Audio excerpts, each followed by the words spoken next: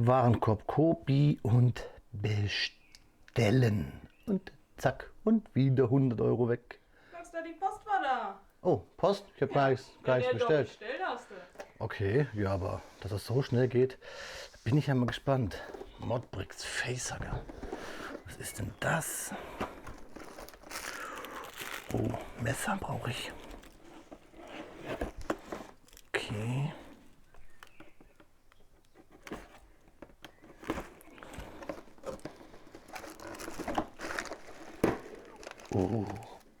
Was ist denn das? Das sieht ja... Oh, da bewegt sich ja was. Was ist das? Oh nein, Hilfe.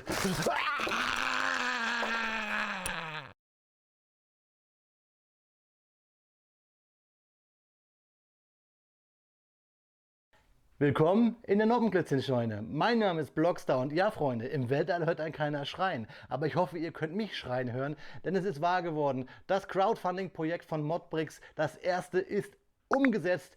Ich freue mich so, ich habe daran teilgenommen. Ich war einer der ersten Unterstützer für den, und ihr habt es am Intro ja schon gesehen, Facehugger von Modbricks. Die Set Nummer 18269012, 615 Teile von, ich muss ablesen, Jung Se-an aus South Korea, aus Südkorea. Ich freue mich. Ich habe sowas in der Community noch nicht gesehen. Ein erfolgreiches Umsetzen einer Crowdfunding-Kampagne, wo Sets von talentierten Mockern umgesetzt werden.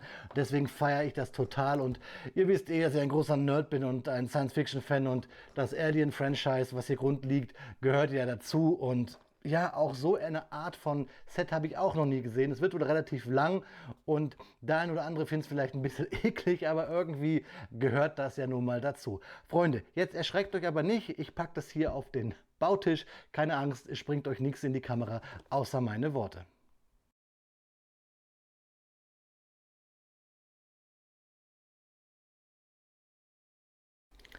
Ja, Freunde, da ist er hier, der Karton des ersten realisierten Crowdfunding-Projekts über modbricks.de vom Designer aus South Korea, also Südkorea, Jung Se-an. Ganz cool finde ich auch. Ein herzlichen Dankeschön an die Community.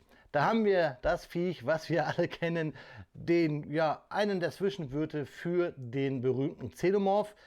Hier sehen wir auch schon das namensgebende quasi Design hier hinter. Wir wissen, dieser grüne, ja, Blitz, der basiert auf der Alien-Typografie, so möchte ich es mal nennen.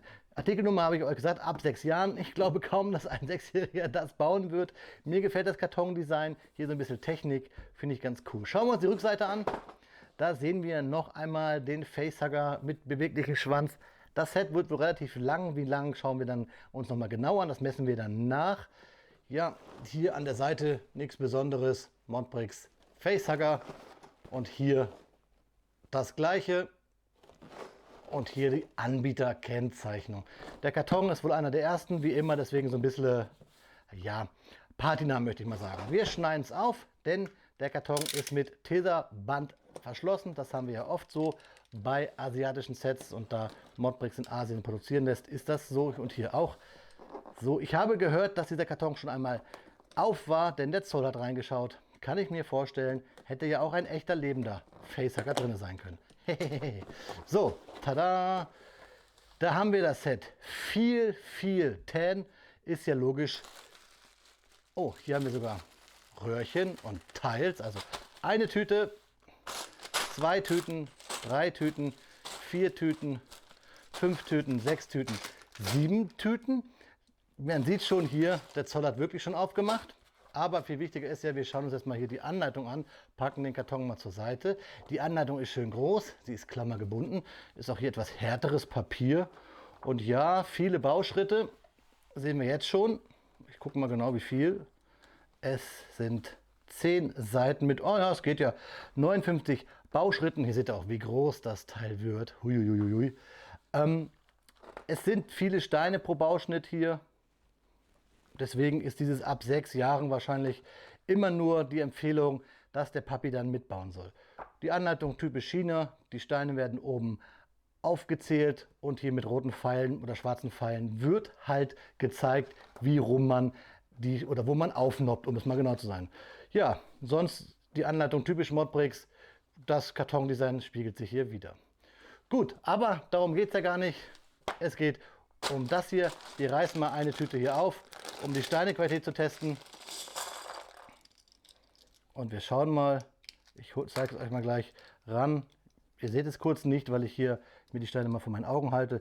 Ja, das sind die Steine. Schaut sie euch an. Sehen relativ gut aus, aber und fühlen sich auch gut an. Sehr, sehr sauber. Sie haben zwar ein bisschen Schlier. Sie haben eigentlich das normale China.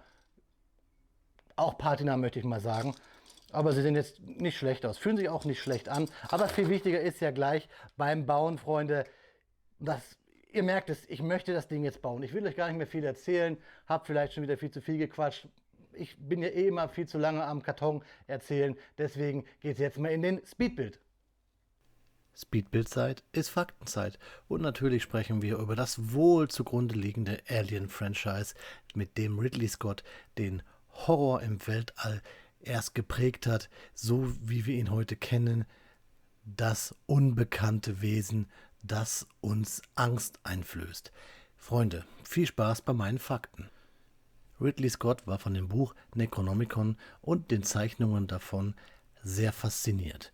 Der Neosurrealist H.R. Giger aus der Schweiz hat dort einige Zeichnungen hinterlegt, die zur Inspiration des Alien-Kostüms führten. Freunde, ich präsentiere euch heute ja hier ein Set, das den Facehugger darstellt. Wir haben aber mehrere Evolutionsstufen, bis wir das Alien haben, wie wir es kennen.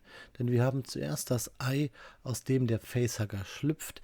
Der Facehugger bespringt den Kopf seines Wirtes und pflanzt die Chestbuster-Larve ein. Die Chestbuster-Larve bricht aus der Brust des Wirtes, so heißt sie halt nun mal auch, Chestbuster, und bringt dann quasi den finalen kleinen Xenomorphen, das Alien, auf die Welt. H.R. Giger entwarf die 3 Alienformen, den fremden Planeten, das Raumschiff, die Landschaften und war an den Spezialeffekten beteiligt. Für die Eierkammer konnte man sich den blauen Laser und die Nebelmaschinen der Band The Who ausleihen, die im Studio nebenan eine neue Bühnenshow ausarbeiteten. Der Künstler H.R. Giger erhielt den Oscar für die besten visuellen Effekte. Bei der Einreise in die USA wurde H.R. Giger von Beamten des US-Zolls vernommen, weil diese dachten, die Zeichnung des Facehuggers seien echte Fotografien. Habt ihr gewusst, dass der Speichel des Xenomorphen eine Art Gleitcremeersatz ist, die auch bei Ghostbusters das Ektoplasma darstellen? Bisschen lustig finde ich, dass die Sehnen des Alienkiefers aus zerrissenen Kondomen bestehen. Damit die Kulisse im Inneren des Alien-Raumschiffes noch imposanter wirkt, schlüpfen die Kinder zum Beispiel von Ridley Scott und auch anderen Mitarbeitern am Set in die Astronautenkleidung. Wegen fehlender Luftlöcher in den Anzügen und der Hitze am Set fielen sie jedoch in Ohnmacht. Um die Landung der Nostromo auf den fremden Planeten zu simulieren, rüttelten einige Crewmitglieder an den Stühlen der Schauspieler. Übrigens wollte ich mir eigentlich ein Nostromo-T-Shirt anziehen für dieses Video, aber leider hat Amazon es bis heute nicht geliefert. Ich warte da schon fast 3 Wochen drauf. Die Sequenz mit dem Chestbuster-Effekt, die wir alle aus Alien 1 kennen, wurde nur einmal gedreht, dafür aber mit 4 Kameras und überraschte alle Schauspieler, außer natürlich den besagten Schauspieler, den der Alien aus der Brust bricht.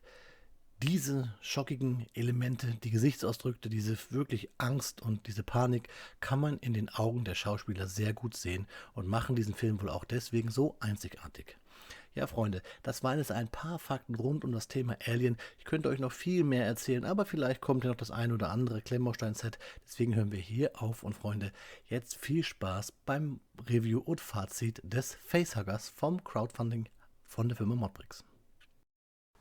Ja, Freunde, da sind wir fertig mit unserem Facehugger nach 1 Stunde 25 ungefährer Bauzeit und eine Bauzeit, die Spaß gemacht hat. Dieses Set, so langweilig und eintönig es von der Farbwahl ist, denn wir haben hier nur 3 Farben, nämlich Tan, Schwarz und einmal Dark Tan unten drin bei 2 1ern, hat dieses Set wirklich Spaß gemacht zu bauen.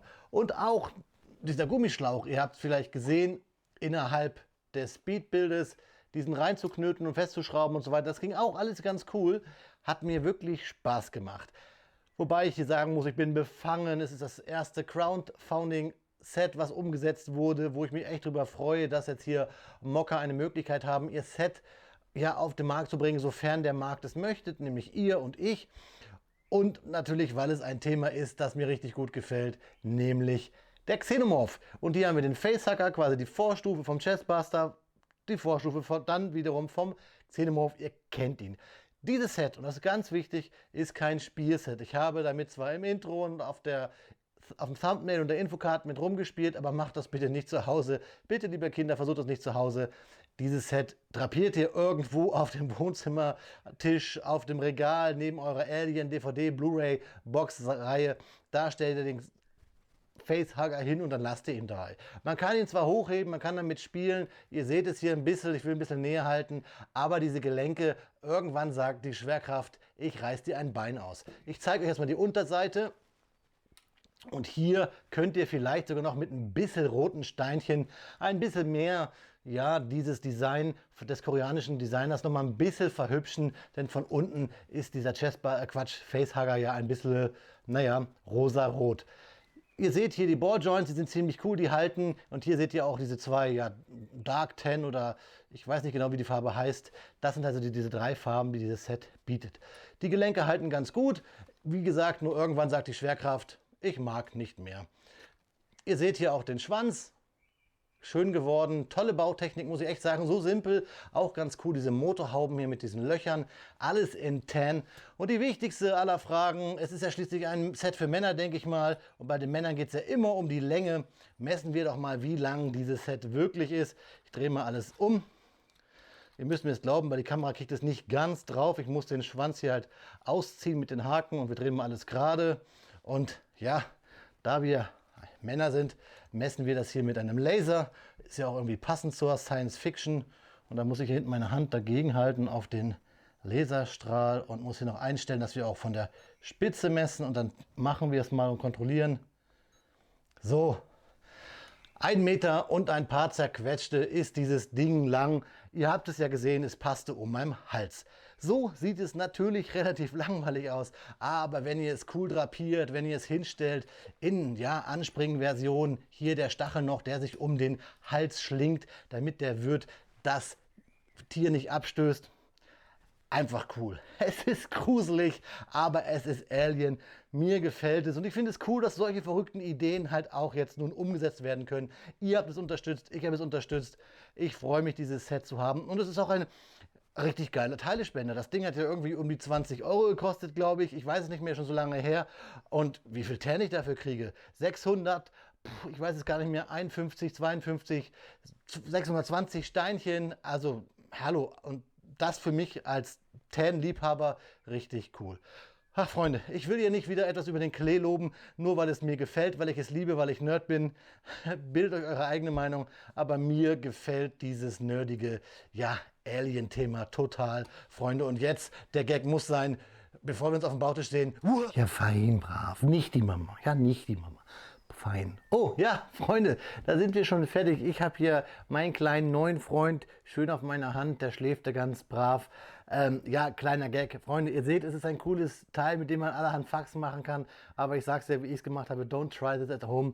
Es ist schon ziemlich scharfkantig. Und ich habe hier einen kleinen Cut auf der Nase gehabt, als ich mir das Ding vors Gesicht geschnallt habe. Aber hey, was tut man nicht alles für einen lustigen Intro-Gag? Ich muss sagen, dieses Crowdfunding finde ich ziemlich cool. Es macht Spaß, dass man hier mal was in der Hand hat, wo man für gewotet hat, wofür ein Designer auch was bekommen hat. Lieber Sung Yang An, ich glaube so heißt er, ich muss noch mal nachschauen. Ich kann halt kein Koreanisch, bitte verzeiht mir das. Das ist der liebe Jung Se An aus Südkorea. Vielen lieben Dank für dieses coole Design. Ja, Freunde, ich hoffe, es hat euch Spaß gemacht, dieses kleine Review. Auch mal ein bisschen Einblicke in was passiert am Ende mit Crowdfunding. Vielleicht schreibt ihr mir mal unten in die Kommentare, was ihr davon haltet. Was haltet ihr generell von diesem Franchise? Hat Ridley Scott da ein cooles Universum geschaffen? Findet ihr sowas eklig?